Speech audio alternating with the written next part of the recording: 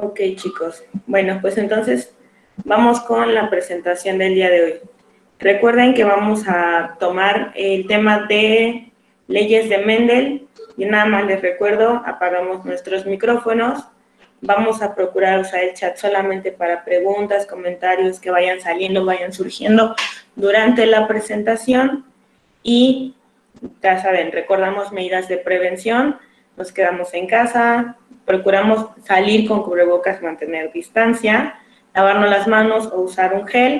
Si tosemos, ya saben, usamos la parte del antebrazo y si nos sentimos mal, pues vamos a las unidades médicas.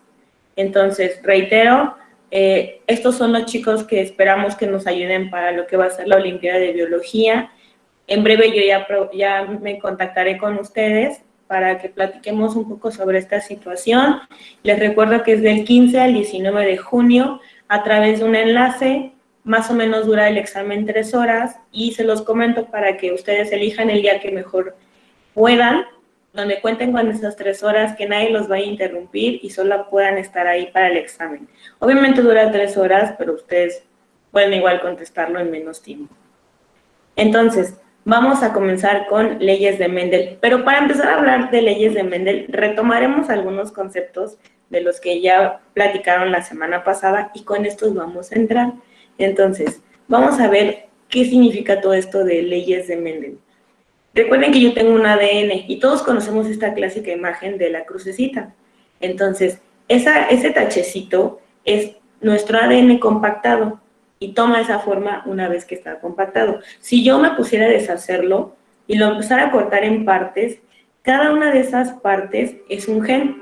Entonces, los genes tienen diferentes tamaños. El tamaño es de acuerdo a lo que van a procesar, que es lo que iremos viendo más adelante. No mide lo mismo el gen para codificar el color del cabello, que para codificar el largo del cabello, que para codificar el tono de mi piel. Entonces, por eso es más que nada el tamaño del gen. Todo esto entra en un tema que se llama genética. Entonces, la genética no es nada más que la manera en que mis genes se van a transmitir a la siguiente generación. Entonces, ¿cómo se van a transmitir? A través de una serie de sucesos donde obviamente va a ganar el más fuerte y ese es el que se va a expresar, que es lo que iremos viendo ahorita y entendiendo un poco de por qué somos como somos. Términos importantes para este tema: gen, alelo, dominancia, recesividad, homocigosis y heterocigosis. Entonces, vamos definiendo cada uno de ellos. En cuanto a lo que se refiere a estos términos principales, el primero de ellos es el genotipo. El genotipo no es más que toda la carga de genes que tiene mi cuerpo, nada más. Estos genes se encuentran en 23 cromosomas, cada uno está en parejitas, y si observamos esta imagen, al final yo tengo 2 con el número 23. No quiere decir que tengo ahí 4, solamente voy a tener 2. Si soy un niño, tengo el XY, y si soy una niña, tengo el XX. Entonces, al final nuestra carga genética está en 23 cromosomas, con los últimos 2, que son los sexuales, los que nos definen. Y luego vamos al fenotipo. Fenotipo se refiere a lo que yo ya veo, a lo que va a expresar ese gen.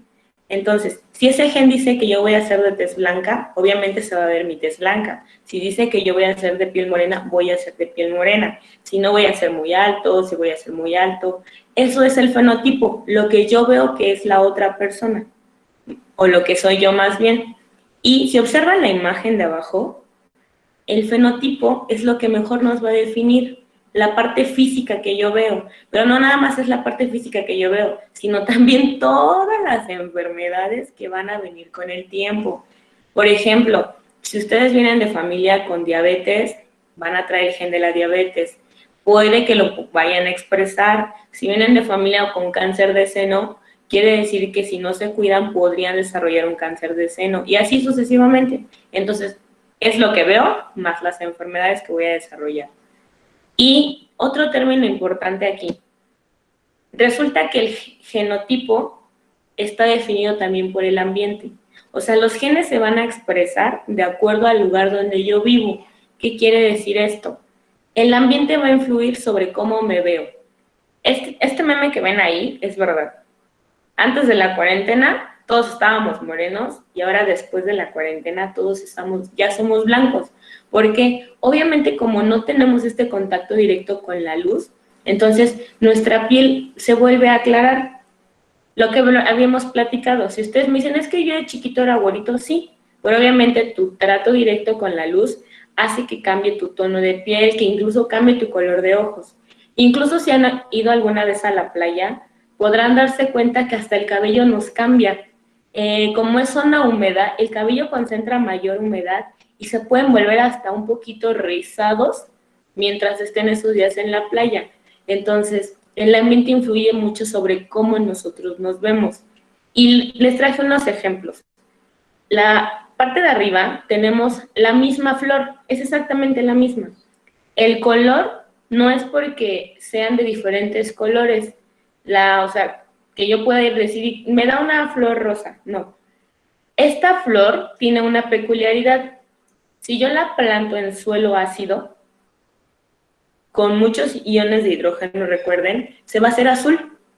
Pero en el momento en el que yo la trasplante a un suelo básico o alcalino, se va a hacer de color rosa. Entonces, ahí el ambiente le está modificando. Vamos a las imágenes de abajo. También pasa con los animales, plantas y personas. A los que son fanáticos de los conejos o de los gatos, este conejo, el del lado izquierdo, vive en un clima caliente. ¿Cómo sé en qué clima vive? Sencillo, por la nariz. La pigmentación de la nariz, las orejas, los ojos y las patitas es más clara, porque como vive en un clima caliente, no necesita absorber tanta luz. Su cuerpo ya solo le da el calor que necesita. El del lado derecho vive en un clima frío. ¿Cómo lo sé? Porque la zona de la nariz, los ojos, las orejas y las patitas es más oscura. ¿Por qué? Porque necesita absorber mayor cantidad de luz para mantener esas zonas calientes. Por eso es más oscuro. Lo mismo si les gustan los gatos siameses. Entonces, si a alguien de ustedes les gustan los gatos, pasa lo mismo con la imagen que tenemos abajo de los gatitos. Este gato, el del lado izquierdo, vive en zona caliente. Lo mismo, no está tan pigmentado. El gato del lado derecho está muy pigmentado precisamente porque es de una zona fría.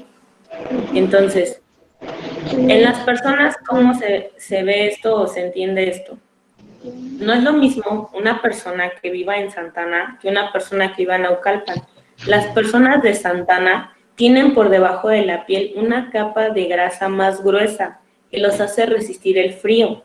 Entonces, alguien que viva en Naucalpan tiene la capa de grasa más delgadita. Entonces, obviamente, cuando vaya a Santana, mientras ustedes andan en camiseta muy felices, el otro se va a morir de frío porque obviamente no está acostumbrado a ese clima, porque no nació ahí, entonces se le va a hacer más frío. Entonces, son como una serie de características como para que lo vayan por ahí identificando.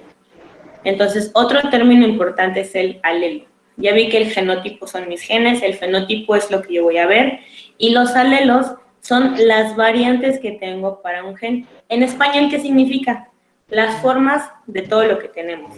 Es decir, el cabello no lo tengo de una sola forma. Lo voy a tener liso, lo voy a tener chino, lo voy a tener quebrado. Eso es un alelo. Entonces, vean todas las variantes que tengo para el cabello. Otro ejemplo, la piel. La piel no la tengo solamente de un tono blanco, la puedo tener morena clara, morena oscura, incluso casi de color negro. Entonces, ese va a ser mi alelo, todas las variantes que tengo para el tono de piel, para el color de ojos, para el color de cabello, para la estatura, para la complexión, etc. Por ahí les encargo que apaguen el micrófono. No sé quién tiene prendido, que se escuche que están como martillando.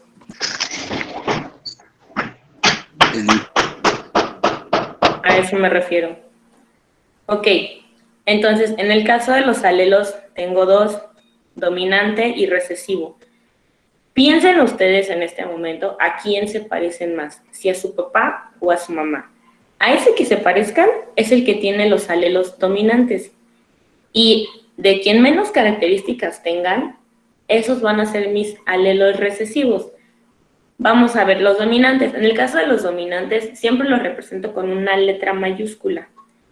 Y estos siempre se van a expresar, siempre. Si ustedes les han dicho, es que tienes los ojos de tu papá. Significa que ese fue el que se expresó porque dominó sobre el de su mamá. Entonces, a eso se refiere. Reitero, se representa con una letra mayúscula. En el caso del recesivo lo represento con una letra minúscula y casualmente el recesivo solo se va a expresar en homocigosis. Entonces, vamos a ver qué es eso de homocigosis. Todos los alelos están en pares, todos, todos, todos. El cabello, los ojos, la forma de mi nariz, el tono de mi piel. Entonces, homocigosis es cuando los dos son iguales. Recuerden que homo es igual. Y heterocigosis es cuando los dos son diferentes. Hetero, diferente. En homocigosis, ¿qué puedo tener? Dominante más dominante o recesivo más recesivo. Veamos las imágenes. Tengo mis dos dominantes o los dos recesivos. En el caso de la heterocigosis, solo tengo una opción, que es un dominante y un recesivo, nada más. Entonces, en la homocigosis tengo dos casos, en la heterocigosis solo tengo uno. Vean cómo se ve nuestra imagen, mayúscula con minúscula. Para que yo pueda entender cómo funcionan las leyes de Mendel, tengo que hablar de algo que se llama el cuadro de Punnett. El cuadro de Punnett lo propone Punnett. Entonces, lo que hace él es que dice que a través de este cuadro yo puedo meter los dos genes de un carácter, los dos genes del color de cabello de mi papá, más los dos genes del color de cabello de mi mamá, y entender entonces de qué color va a ser el mío, o va a ser el de mis futuros hijos. Si se ponen a pensar en la persona que más les gusta en este momento, ya pueden imaginar la clase de hijo que van a tener. A ver, yo soy de piel morena y él es de piel morena, entonces ya tengo mis genes. Los voy a cruzar y ya sé de qué color va a ser el tono de piel de mi hijo. Entonces, ¿cómo se usa el cuadro de Punnett? Voy a tener los dos alelos de papá y los dos alelos de mamá. Este cuadro es una tabla de 3 columnas y 3 filas. En la parte de arriba yo voy a colocar a la parte paterna. Y en la parte del lado izquierdo yo voy a colocar a la parte materna. Entonces, si ustedes observan, les digo que todos van por 2 letras. Arriba ya se pusieron mis 2 letras. Y finalmente, cada letra que yo tengo la voy a separar en un cuadro. Si observan la imagen anterior, el papá tiene 2 mayúsculas A y la mamá tiene 2 minúsculas A. Entonces, en la siguiente imagen, lo que estoy viendo es que voy a separar por cuadros esas letras. En una voy a poner una mayúscula y en el otro la otra mayúscula, y lo mismo voy a hacer para las minúsculas.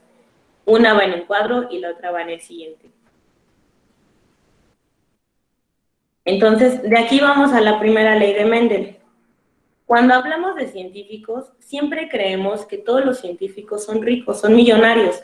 Para hacer ciencia sí se necesita dinero, y a veces mucho dinero, pero no todos los descubrimientos los hizo el hijo del magnate. Muchos de estos se hicieron y a veces no conocemos como un poquito la historia de esos personajes. Entonces, hablando de Mendel, Mendel era hijo de unos campesinos, su papá se dedicó a la agricultura por mucho tiempo, pero infortunadamente no tenían para mandarlo a la escuela.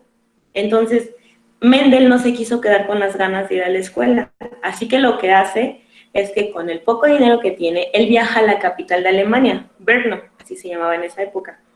Entonces, se mete a un monasterio. Obviamente el monasterio pues le pagaba todo, o sea, ya ahí pudo estudiar.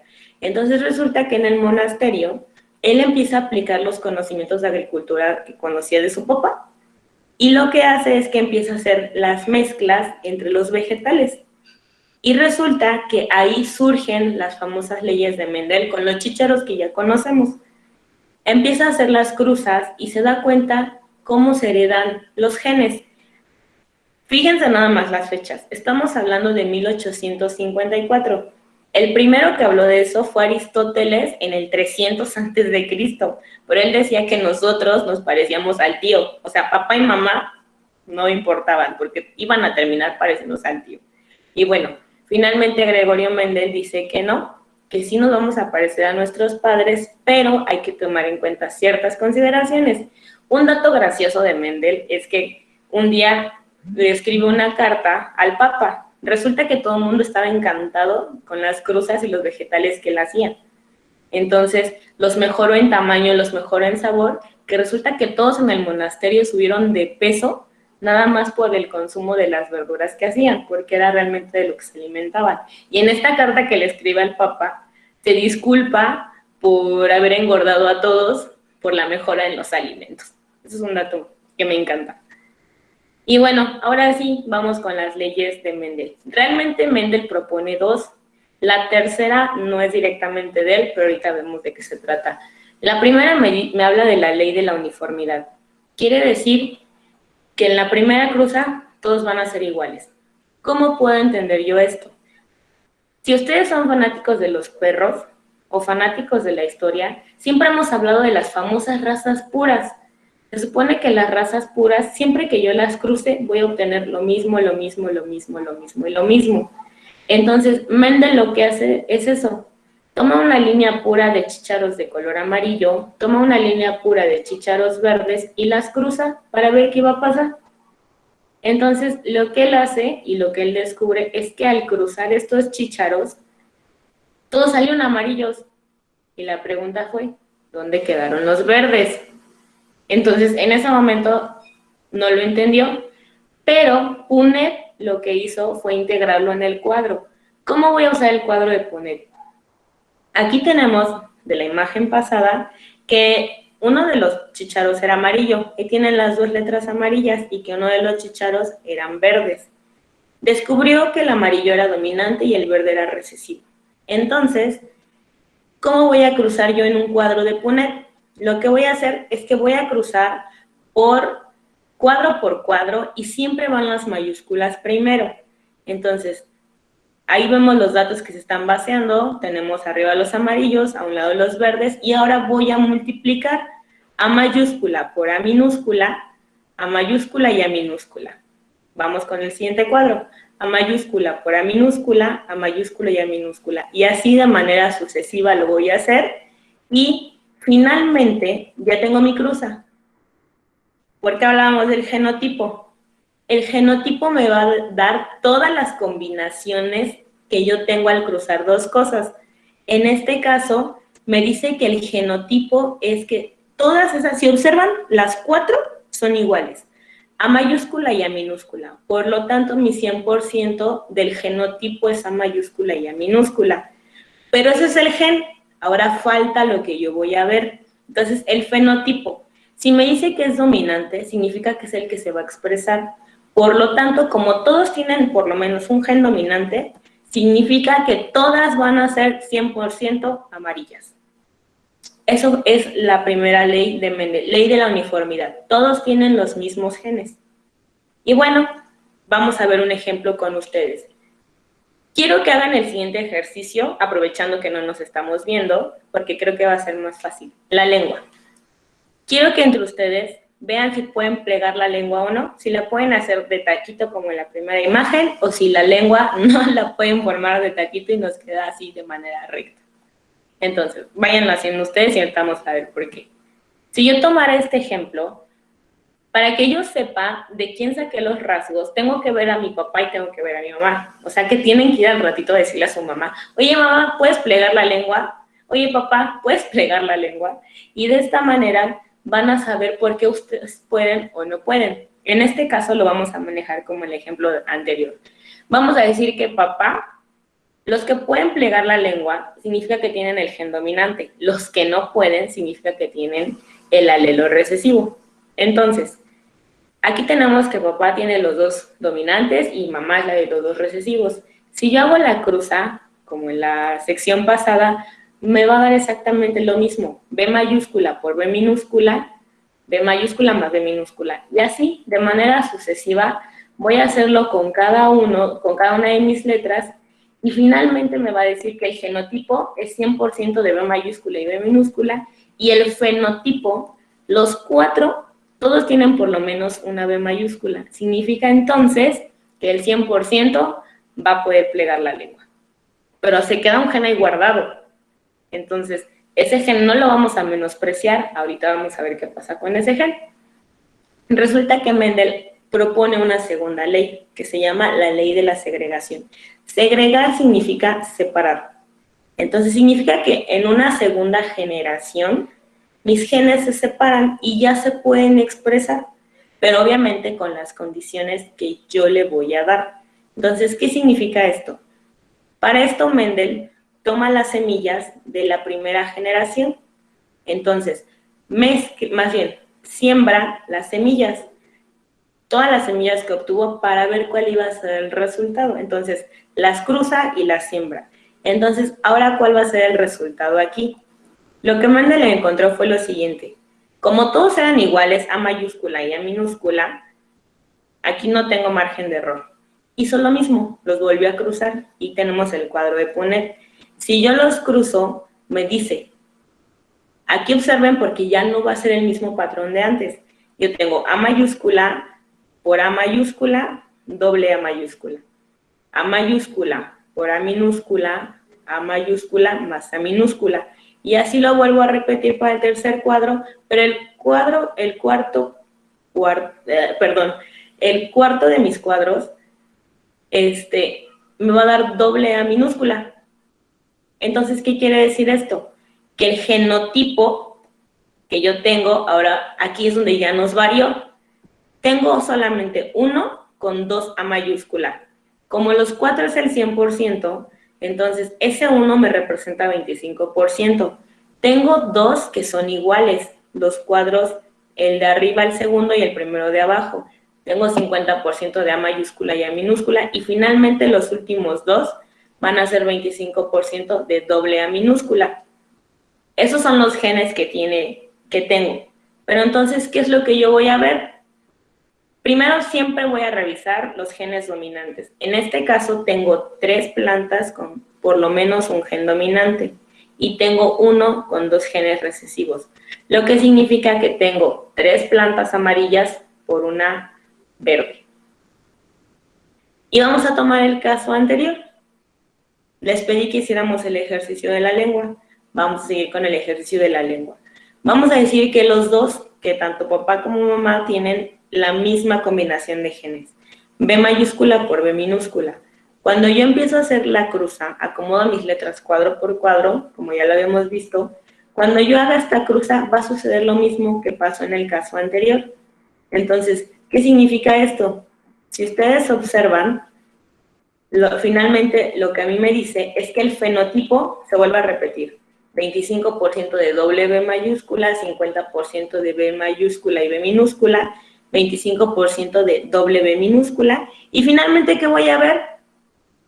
Que entonces, como 3 de ellos tienen el gen dominante y solamente uno tiene los 2 recesivos, significa que voy a tener 3 personas que sí pueden plegar la lengua contra una que no va a poder.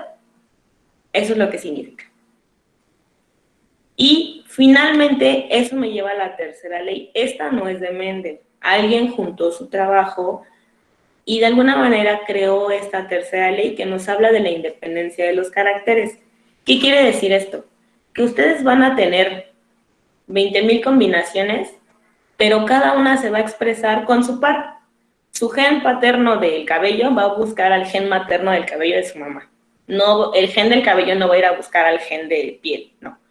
En pares, todo va en pares, pares, pares, pares. Entonces, ¿qué quiere decir esto? Si observan esta tabla ya no está tan sencilla como la anterior.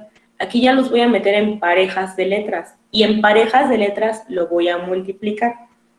Entonces, aquí ya no solamente tengo A por A, aquí ya tengo, por ejemplo, AB por AB.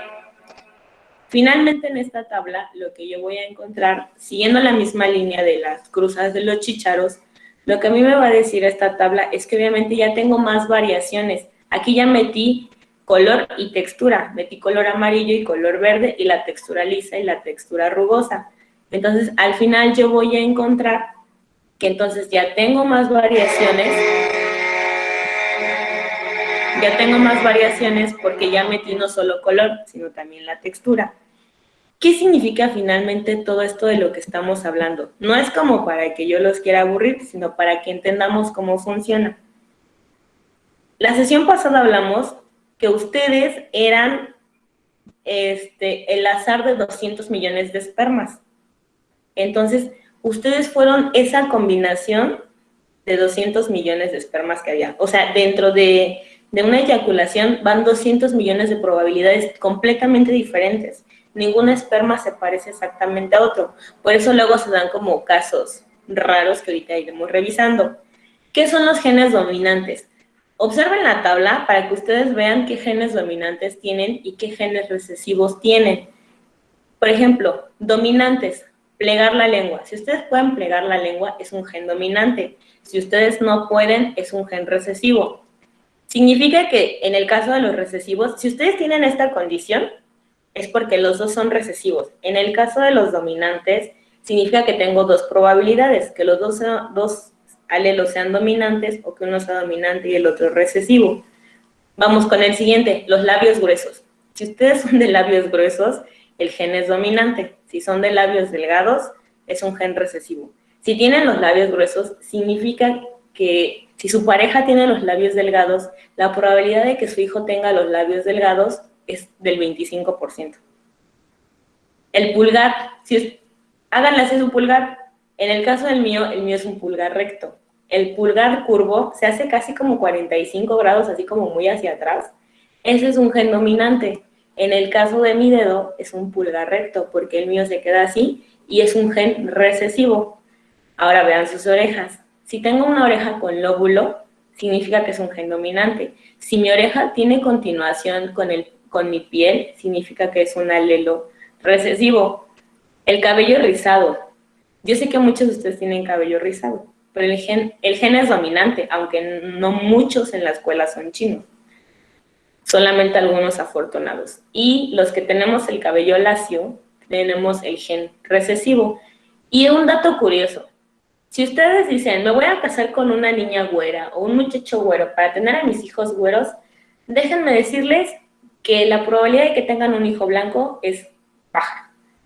A no ser que ustedes sean blancos o tengan descendencia blanca, la probabilidad se puede aumentar un poquito. Los genes dominantes para los tonos morenos predominan más. Los tonos morenos me refiero a color de piel, color de ojos y color de cabello. Aquí son los dominantes, son los más comunes en comparación con los de piel blanca. Si quieren un hijo de piel blanca, de ojos azules y cabello rubio, no lo van a tener a no ser que ustedes tengan familia así o que ustedes sean así. Entonces, ¿por qué no es tan común? Al menos no en la zona de México, ya que si se viajan a otro país puede ser diferente. Entonces, eso es para que piensen en cómo va a ser su futuro hijo, considerando a la persona que les gusta. Y bueno, datos curiosos de las combinaciones de genes. Nosotros estamos muy acostumbrados, pues a vernos, nos conocemos, papá y mamá, pero incluso nuestras familias tienen este tipo de detalles. ¿A qué me refiero? A lo mejor si yo les pregunto cómo es su familia, me van a decir, es que somos 4 hermanos y 3 somos morenos y uno es güero. Sí, sí pasa. Vean las fotos que les traigo aquí. Todos son morenos. ¿Y qué pasó con el último? No es el sorullo, se los aseguro que no. Pero imagínense, les digo que en cada eyaculación van 200 millones de combinaciones diferentes. Y además se hizo un estudio donde se encontró que tenemos un poco de todos, de ser pelirrojos, de ser güeros, de ser morenos, de ser altos, de ser bajos, etc. Entonces vean aquí, todos fueron morenos y solo tienen una hija muy blanca. Este caso también es de los pocos raros. Resulta que tienen 2 mellizas, pero si observan, las más grandes, una nació morena y la otra nació rubia. Vuelven a embarazarse y les volvió a pasar lo mismo, una morena y una rubia, igual que los papás. Ahí están las 4 mellizas. Estas mellizas que tienen aquí no son estas de la foto, no son como 10 años después, no, este fue otro caso. Estas también son mellizas, pero una es morena, china, y la otra es blanca y pelirroja. Aquí, háganle caso omiso al texto de mellizas. Esas 3 que ustedes ven ahí, la genética puede ser increíblemente favorecedora o desfavorecedora. La que está del lado derecho de la foto es la mamá de las otras 2. Resulta que la mamá tiene 40 y las hijas tienen 15 y 17. Bueno, en ese tiempo, ahorita ya debe cambiar la edad. Caso contrario, ahí los dos tienen 54. Entonces díganme, ¿jugó a favor o jugó en contra? nos da combinaciones tan raras como esto, como personas morenas de ojos claros. No es como tan común encontrarlo, pero cuando existen, pues las vemos y las vemos como combinaciones bonitas, ¿no? Aquí tenemos otro caso, y ahora va el caso contrario. Tenemos dos niños muy morenos con cabellos muy rubios. Esto también se hereda.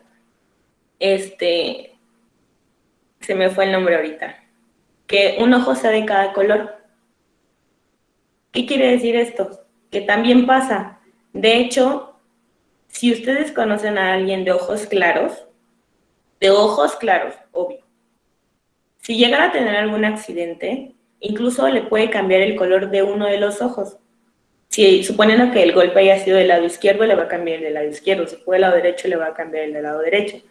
Eso sí puede pasar, pero no es como que, yo tengo los ojos marrón oscuro y me voy a ir a golpear a ver si se me aclara uno. No, así no funciona. Pero en los de ojos claros sí puede pasar. Entonces puede que nazcan con un ojo de cada color o que les cambie por algún tipo de evento. Los lunares también son muy comunes de heredar. Entonces aquí en este caso la mamá pues tiene este lunar de cabello, eso se llama piebaldismo. Entonces el mismo lunar que ella tiene es el mismo lunar que le heredó a la hija. Aquí está el caso de un señor que también tiene este tipo de lunar blanco. Entonces yo creo que nos hace pensar ahora sí como un poquito en las características que tenemos y un poco de lo que somos. Y cerraré con esto, el quimerismo. Observen las imágenes. Si observan, los animales tienen de la mitad un color y de la otra mitad tiene otro color. Significa, pasa algo muy chistoso y muy curioso aquí. Cuando se estaban formando este embrión, los dos embriones se fusionaron. Quiere decir que se hicieron gemelos y al tiempo se volvieron a fusionar. Entonces, realmente en este ser viven dos seres. Entonces, sí llega a haber un momento de pelea interna, porque los dos quieren participar en un solo cuerpo. Pero bueno, no vamos a verlo peleando al gato o al ave. Hay de, ¿qué hacemos? ¿Volamos o no volamos? No, pero sí pasa. Ahí les pongo otro caso, el caso del perro, el caso del gato. Vean cómo se ven de un color. Y en las personas pasa, sí, sí pasa, pero no pasa como en los animales. No es como que la mitad se va a ver blanca y la mitad se va a ver morena. Aquí se forma como una especie de mosaico de estos diferentes colores en el cuerpo. Y también, como les hablo de que son dos individuos en uno, sí puede tener como este tipo de especie de bipolaridad por la pelea constante que hay de, y si hago esto, no, mejor hago el otro. Si, imagínense, de por sí no es indeciso, pues ahora aquí, pues está más gracioso el asunto. Y finalmente, todas las enfermedades que hay en su familia se van a heredar. En algún momento hubo algo que se conoció como enfermedad de los reyes. ¿Por qué? Porque se encontraba nada más dentro de la familia de los reyes. No porque fueran un caso especial, sino porque solamente entre primos se casaban y por eso la enfermedad ahí se iba quedando. ¿Cuándo se zafa la enfermedad? Cuando yo, que soy de un pueblo, del pueblo A, me caso con uno del pueblo B. Porque si me sigo quedando con los del pueblo A, pues obviamente ahí se van a seguir quedando esos genes malos. Entonces, pero no todas las historias son tristes. Él es Darwin, no el Charles Darwin que nosotros conocemos, es un pariente de él. Se casó con su prima hermana y tuvieron 11 hijos. Y 11 hijos después, todos nacieron bien. ¿Pero por qué? Porque la familia no presentaba ningún problema con enfermedades. Normalmente hemos escuchado con el no te cases con la prima porque tus hijos van a salir malos. Y no los estoy incitando a que se junten con la prima, ¿eh? Nada más es un dato curioso. Entonces, si hay enfermedades se van a transmitir, si no adolecen de nada, no va a pasar nada con ese bebé que puedan nacer. Y bueno, finalmente con esto cerramos la presentación de lo que es leyes de Mendel. Entonces, agradezco que se hayan quedado conmigo.